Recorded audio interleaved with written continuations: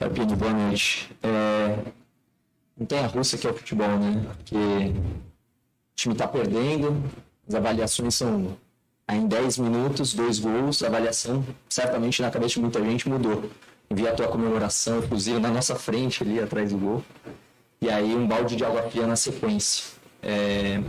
Mas não é nem sobre necessariamente o jogo, gostaria que você comentasse por cima o jogo, tenho certeza que os colegas vão querer que você aprofunde em alguns pontos, mas pensando na sequência da temporada, vai ser a primeira semana completa de trabalho desde que começou a temporada, né?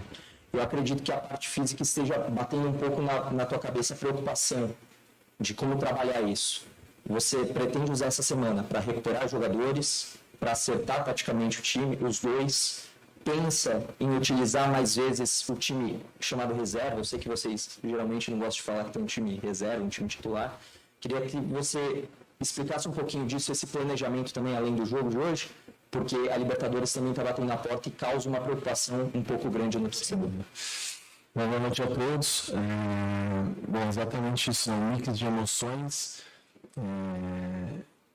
E não tem jeito, a atmosfera ela é muito contagiada em cima do resultado momentâneo da partida, do resultado final do jogo.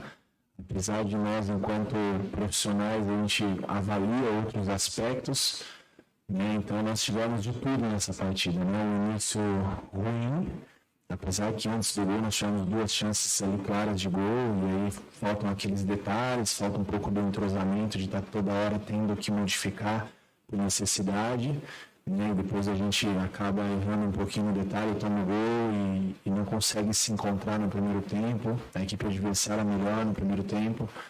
E é compreensível a chateação do torcedor, a mesma nossa. Nós sabemos como foi o nosso vestiário no intervalo. E uma volta onde a equipe voltou melhor, voltou criando algumas situações, consegue ali mesmo com... Apesar que não era um jogador a menos, que as duas equipes tinham 10 jogadores em campo, um empate que parecia, naquele momento do jogo, até uma coisa improvável, apesar de termos criado muitas chances, né, no segundo tempo. E eu acho que a atmosfera do estádio já se dava por satisfeito o ponto conquistado pelas circunstâncias do jogo. E eu também tenho essa mesma opinião do torcedor, acredito que seja na maioria de vocês. E a gente consegue o gol da virada, foi fantástico. Aquela minha comemoração foi uma maneira de extravasar o que esses caras estão sentindo. O Calheri, o Pablo, o Alisson, o próprio Diego Arboleda, o Wellington, esses caras só estavam no campo hoje porque são eles. E eles são muito guerreiros, muito valentes.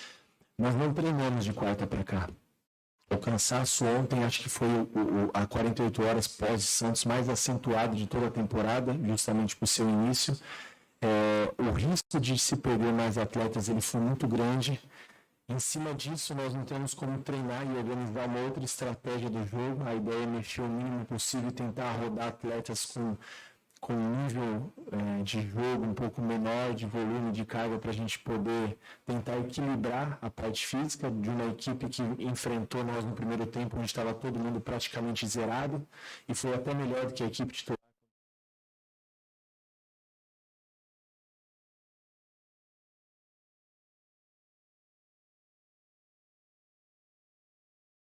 Eu prefiro valorizar o ponto, eu prefiro valorizar a entrega, a competitividade e mais uma vez enaltecer o nosso torcedor. Acabar o jogo, como nós acabamos com o sentimento no fundo, de uma frustração, parecendo uma derrota, né?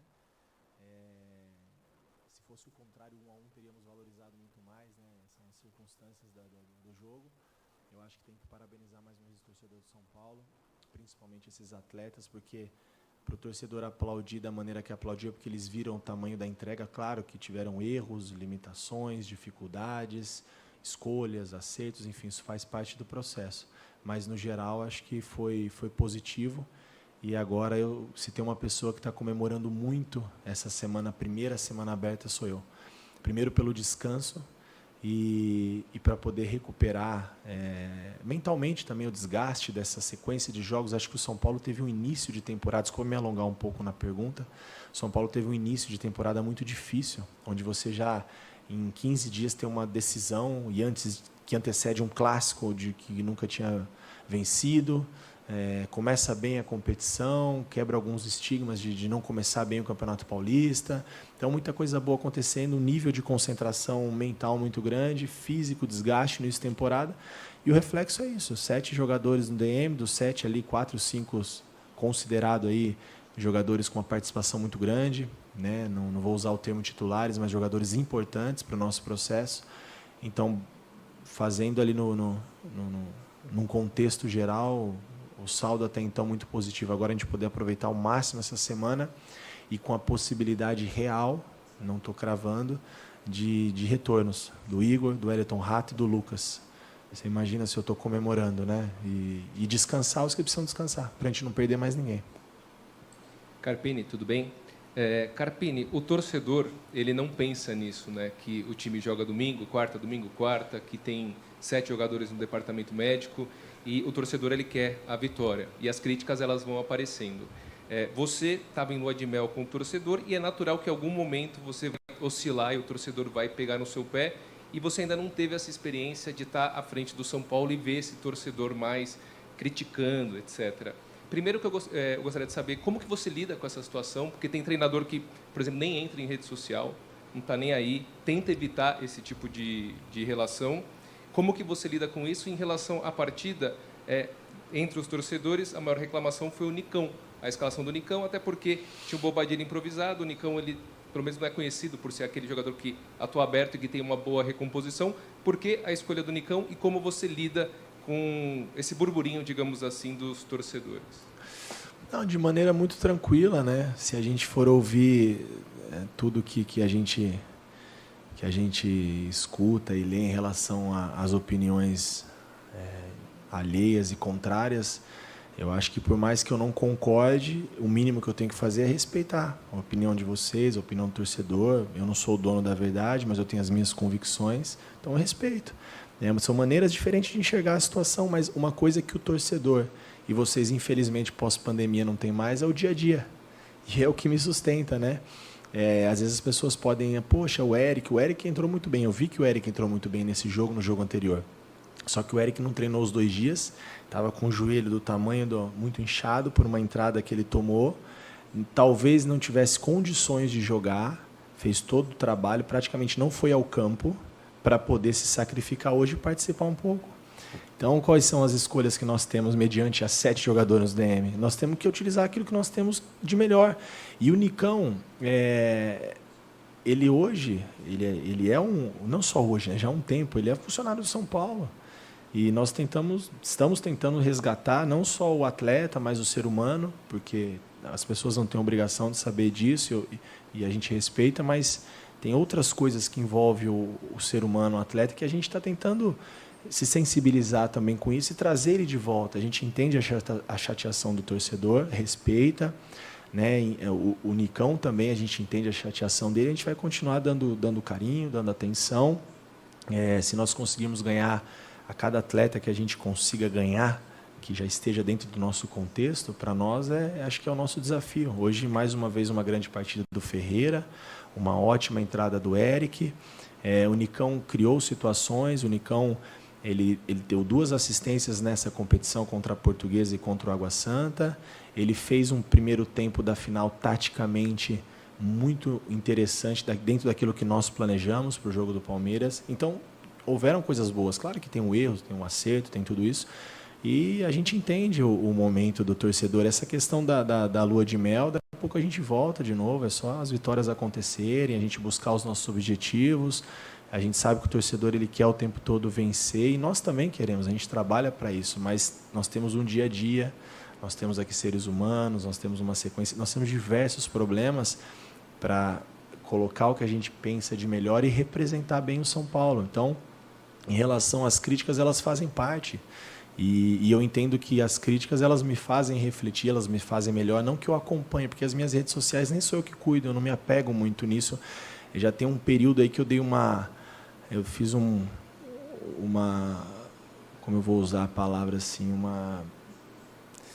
dei uma desligada total. Detox. Boa, gostei, detox. Um detox das redes sociais, porque as redes sociais ela permite tudo, né? É uma terra sem lei. As pessoas escrevem o que quer sem ter uma responsabilidade. E eu acho até que as pessoas, de um modo em geral, isso não é uma crítica, não. E não são todas as pessoas que usam dessa maneira. Da maneira que se pronuncia, que se direciona às pessoas, por mais que é uma figura pública, acho que as pessoas perderam um pouco a sensibilidade.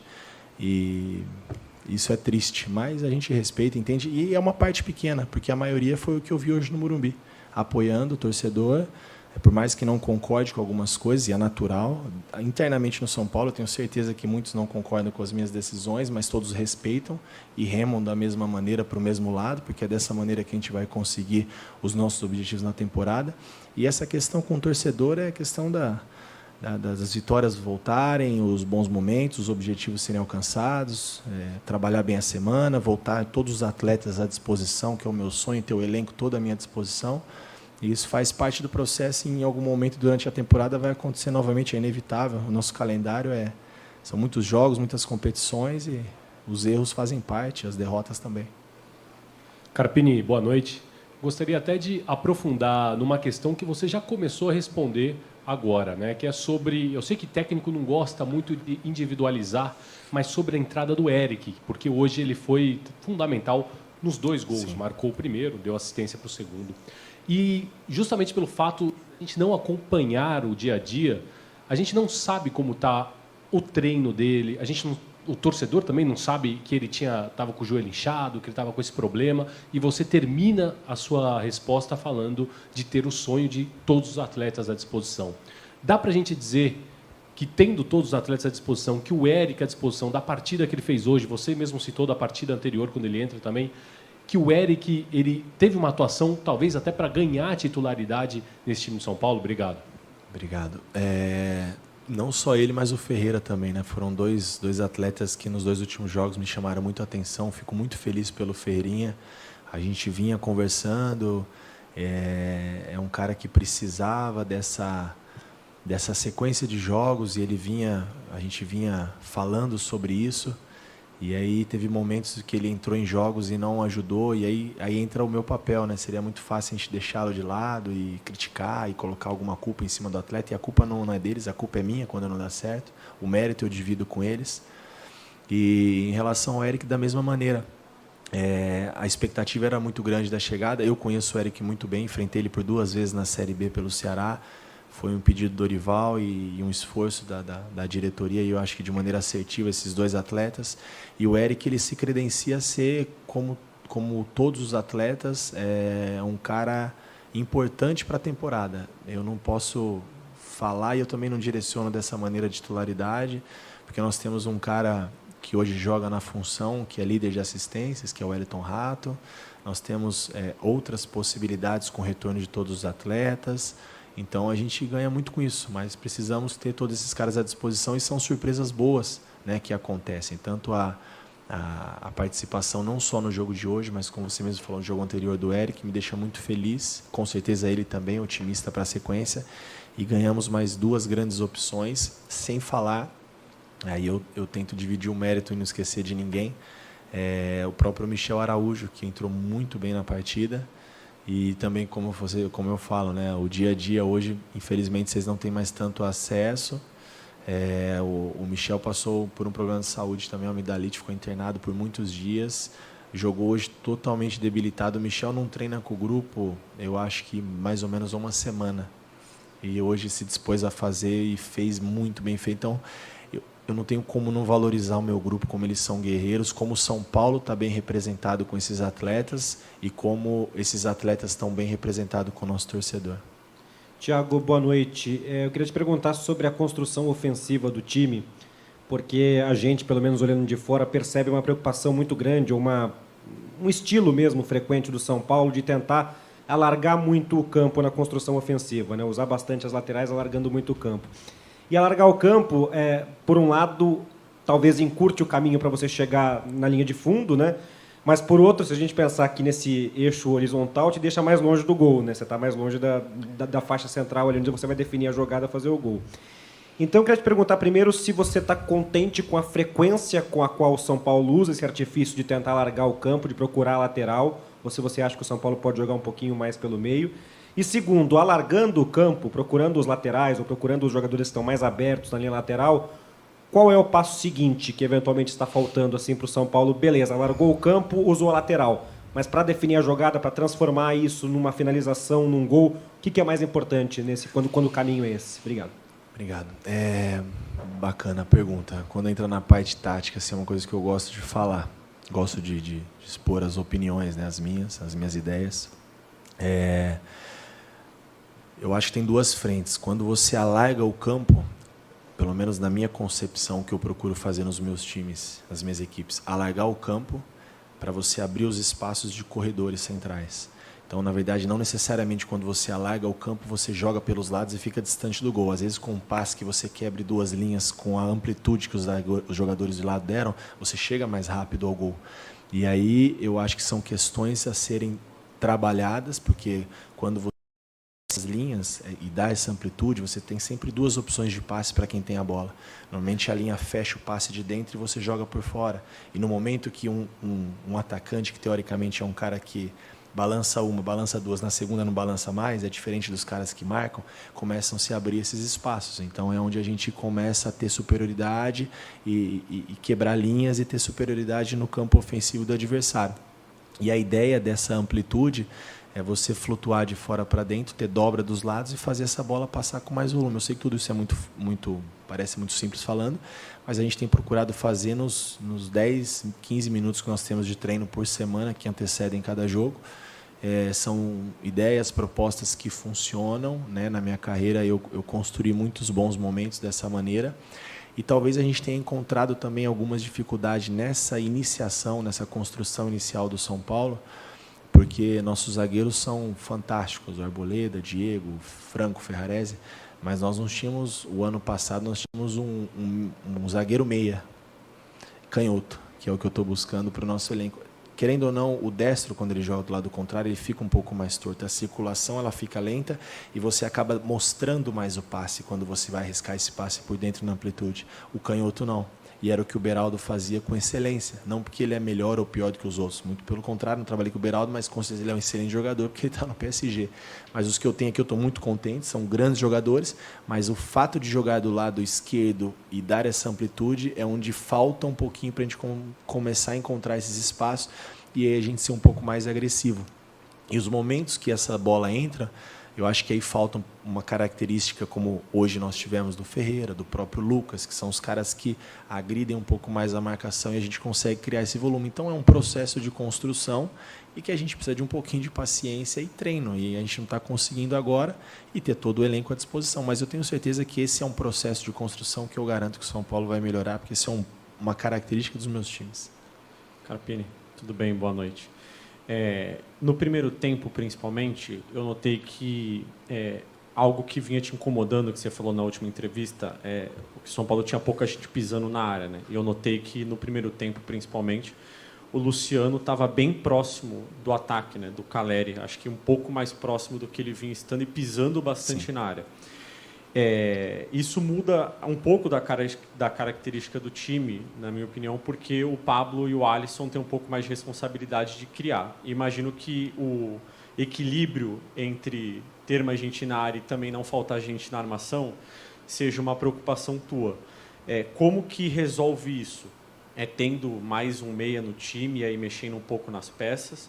Ou é treino mesmo para o Luciano ou quem quer que seja conseguir ajudar na armação, mas também pisar na área? Bom, treino, ter todas as características que nós temos no elenco do São Paulo à disposição.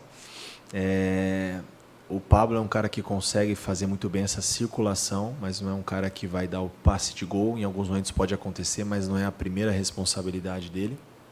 A ideia do Luciano mais próximo da área é justamente a gente pisar com mais gente, esses caras de lado, Ferreira, Eric, Nicão, Rato, Lucas, independente de quem jogue, o lado contrário, preencher um pouco mais a entrada de área. Isso são coisas que a gente tem estimulado no dia a dia, no pouco treino que a gente faz. Eu acho que a gente acaba, quando a gente consegue, voltando um pouco na pergunta anterior, dando essa amplitude, abrindo as linhas de passe, a gente divide um pouco a responsabilidade da criação, porque se a gente tiver um meia e uma marcação muito forte, a gente acaba ficando um pouco enroscado o jogo, né? Então, justamente nessa função, quando a gente joga no pé contrário com o Wellington Rato, por exemplo, é um cara que divide essa criação, que ele flutua de fora para dentro, deixando esses corredores para os laterais, que nós estamos sofrendo um pouquinho sem os laterais. Então não é característica do Bobadilla. O Wellington já faz muito bem, diga-se de passagem, faz muito bem pelo lado dele. Então são situações que a gente consegue equilibrar. E eu não necessariamente eu vejo que para equilibrar precisamos jogar com os dois meias, não que em algum momento isso não possa acontecer. Né? O Alisson é um cara que consegue fazer esse elo, né? Seja numa condução de bola, distribuindo pelos lados, e hoje ele fez isso mais uma vez muito bem.